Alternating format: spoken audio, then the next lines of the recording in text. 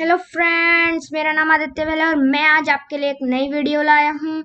आज हम बात करेंगे कि कभी अगर अर्थ का एंड हो गया यानी कि खत्म हो गई पृथ्वी, तो हम कहाँ जाएंगे, कैसे जाएंगे और किस तरीके से जाएंगे। तो इसके लिए हमें सबसे पहले चाहिए एक बड़ा सा स्पेसशिप जो कि करोड़ों इंसानों को यूनिवर्स की गहराइयों तक ले जाने में सक्षम हो। तो इसके लिए जो स्पेसशिप चाहिए उसे हम किस तरीके से बनाएंगे, क्योंकि वो पृथ्वी पे नहीं बन सकता। हम उसे बनाएंगे यूनिवर्स की गहराइयों में ही। इसके लिए हम यूज करेंगे SGS रॉकेट, जो कि नासा अभी डेवलप कर रही है। ये करोड़ों टन लोहा पृथ्वी के ग्रेविटेशनल पुल के बाहर ले जाने में सक्षम होगा। इस रॉकेट की मदद से हम कई दूरी तक जब करोड़ों टन लोहा और रोबोट्स भेजेंगे, तो हम यूनिवर्स के अंदर ही एक बड़ा सा स्पेसशिप बना के रखेंगे, जिससे हम यूनिवर्स की गहराइयों में जाएंगे। लेकिन अब हम जाएंगे कहाँ?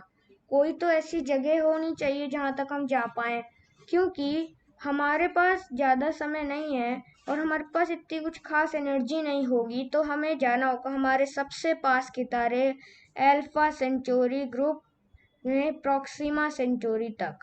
प्रॉक्सिमा सेंचुरी एक छोटा तारा है, वहीं पे जाने की हमारी संभावनाएं हैं। लेकिन अब हमें ईंधन कहाँ से मिलेगा, यानी कि पावर।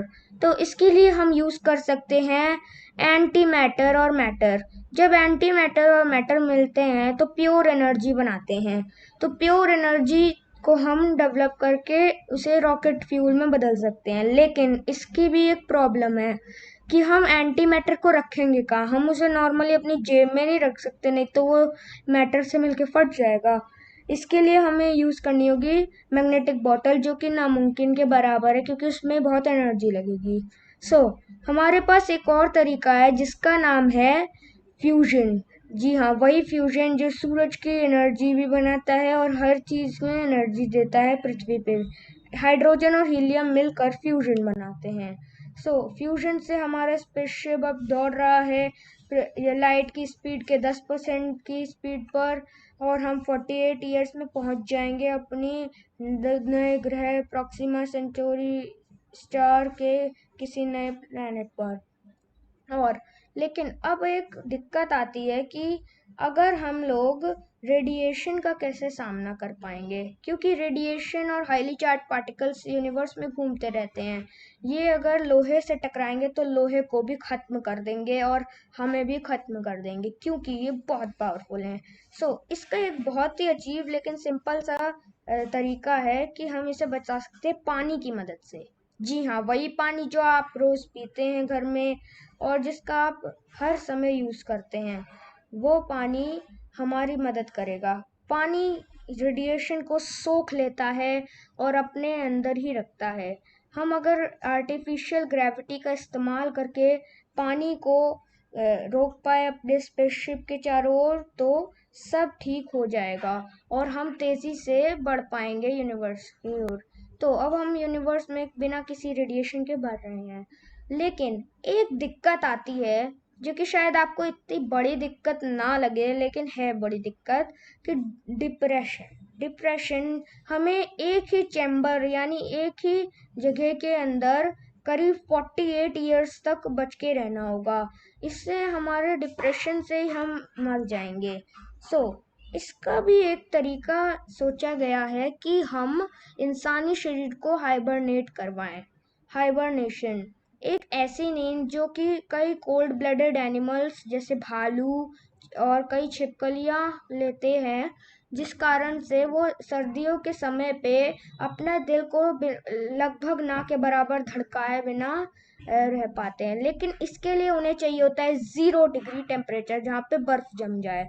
और अगर बर्फ जमने वाला टेम्परेचर होगा तो बर्फ जम के हमारे सेल्स को ही फाड़ देगी और हम मर जाएंगे। तो इसका भी एक सॉल्यूशन निकला है कि हम इसे हर 0 टेम्परेचर पे ही ना ठंडा करें अपने शरीर को, बल्कि 0 से 1 टेम्परेचर ज़्यादा यानी 1 डिग्री टेम्परेचर पे रखें। क्योंकि 0 डिग्री टेम्परेचर पे ही बर्फ जमती है, तो 1 डिग्री टेम्परेचर पे बर्फ नहीं जमेगी। इस कारण से हमारे सेल्स को कोई नुकसान नहीं होगा। अब हम बिना डिप्रेशन और बिना रेडिएशन के तेज़ी से आगे बढ़ रहे हैं। लेकिन अब इसकी भी एक बहुत ही बड़ी दिक्कत है कि अगर हम मान लीजिए प्रॉक्सिमा सेंचुरी तक पहुंच गए, लेकिन अब हमें वहाँ पे कोई प्लेनेट ही नहीं मिला, तो इसके अंदर तो बहुत ही बड़ी प्रॉब्लम हो जाएगी, क्योंकि इंसानी शरीर इतने समय तक जीवित नहीं रह पाएगा, चाहे वो हाइबरनेट क्यों ना करे। तो अब हमें इसका जवाब ढूंढने के लिए क्या करना होगा, एक आइंस्टाइन की थ्योरी का अध्ययन। आइंस्टाइन की थ्योरी ऑफ रिलेटिविटी के अनुसार स्पेस टाइम एक पर्टिकुलर चीज़ है जिसे आप मोड़ भी सकते हैं और कुछ भी हिला भी सकते हैं। तो अगर हम स्पेस टाइम को एरोडायनेमिक शेप, जी हाँ वही शेप जो कि आपके प्लेन को भी तेज़ी से उड़ाने में मदद करती है, एरोडायनेमिक शेप दें तो ये बहुत ही तेज़ चल पाएगी। ये करीब करीब लाइट की स्पीड से भी तेज़ चल जाएगी, क्योंकि अगर हम लाइट की स्पीड पे जाएं तो हमारा वेट बढ़ जाता है, बल्कि स्पीड नहीं बढ़ती। लेकिन जब लाइट की स्पीड हम नहीं पाएंगे, बल्कि यूनिवर्स ही हमारे को इतनी स्पीड देगा, तो यूनिवर्स की अगर दूरी छोटी हो जाएगी तो हम लाइट की स्पीड से भी तेज़ एक तरीके से ट्रैवल कर पाएंगे। लेकिन इससे हम अपनी गैलेक्सी के कुछ ही कोनों तक जा पाएंगे। हमें अगर दूसरी गैलेक्सीज में जाना है तो हमें यूज़ करना होगा दूसरा तरीका, यानी कि वॉर्म होल।